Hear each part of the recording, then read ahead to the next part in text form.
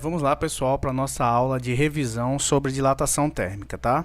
Só para relembrar, dilatação térmica é o aumento do volume de um corpo ocasionado pelo aumento de sua temperatura, o que causa o aumento no grau de agitação de suas moléculas e, consequentemente, aumento na distância média entre as mesmas. Lembra que a gente disse nas aulas anteriores que quando as partículas vão recebendo calor e energia, elas acabam se agitando mais e, consequentemente, o grau de agitação, que é a temperatura, acaba aumentando, certo? Então, o quê? Como elas estão mais agitadas, elas vão ficar mais espaçadas, vão ter maior espaço entre elas. Com isso, o elemento, o material, vai aumentar de tamanho, certo? Por exemplo, vamos considerar essa barra verde aí de um determinado material qualquer, certo? Então, eu vou pegar a régua aqui, ó, e vou medir o tamanho dela, o tamanho dessa barra. Eu estou medindo o comprimento inicial, o meu L0. Pronto, anotar aqui o valor do L0. Digamos que deu 10 metros, certo? Eu também preciso, ó, a temperatura que essa barra está nesse instante. Vamos olhar aqui no termômetro, está marcando quanto? 10 graus Celsius. Então, esses 10 graus Celsius é minha temperatura inicial. O que eu vou fazer agora? Eu vou pegar essa barra e vou colocar ela dentro do forno. Colocando ela dentro do forno, vai acontecer o quê? Ela vai começar a aumentar de tamanho, porque o quê? A agitação entre as partículas vai começar a aumentar e a barra vai precisar aumentar o seu tamanho, no caso, dilatar, certo? Então, ó, veja o que vai acontecer com a barra aqui dentro. Ó. Veja ó, que a barra está começando a aumentar. Isso que ela está aumentando é a dilatação térmica, é o valor que eu quero descobrir. Só que, ó, vamos olhar a temperatura no forno, quanto é que está, ó. A temperatura no forno está 40 graus Celsius. Então, 40 graus Celsius é minha temperatura final. O nosso problema agora é descobrir, ó, quanto que aumentou. Vamos lá, relembrando aqui, ó. O comprimento inicial que eu medi lá com a régua antes de entrar no forno era de quanto? De 10 metros, certo? A temperatura que estava marcando no termômetro antes? Temperatura inicial de 10 graus Celsius, certo? Então, a gente viu que depois que entrou no forno, estava com que temperatura? Qual era a temperatura que estava marcando o forno? Então, a temperatura final é de 40 graus Celsius, certo?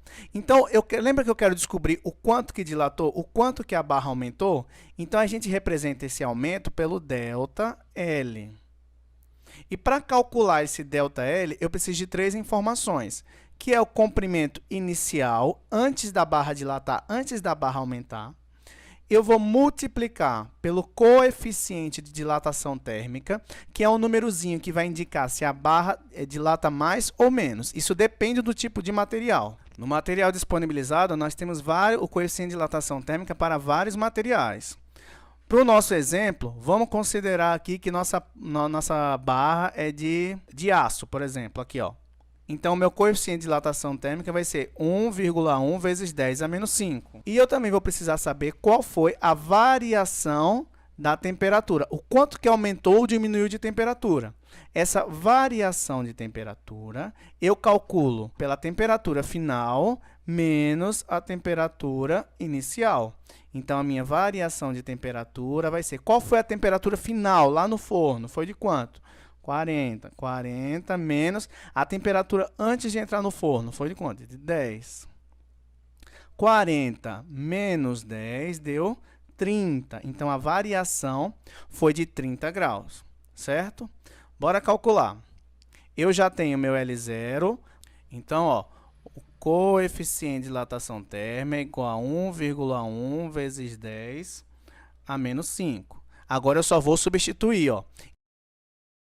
A minha dilatação térmica vai ser igual ao comprimento inicial, que é 10, vezes o coeficiente de dilatação térmica, 1,1 vezes 10 a menos 5, vezes quem? A variação de temperatura, que foi de quanto? De 30 graus, então, vezes 30. Para resolver, basta multiplicar 10 vezes 1,1 vezes 30, que dá 330 vezes 10 a menos 5. Para mim retirar essa potência aqui, o número do expoente corresponde ao número de casas que eu vou ter que pular a vírgula. Vou contar aqui, ó. 1, 2, 3, 4, 5. E agora é só acrescentar zeros, ó. Então, ficou 0,0033 metros. Então, esse foi o valorzinho que a barra aumentou. E para mim saber o comprimento final,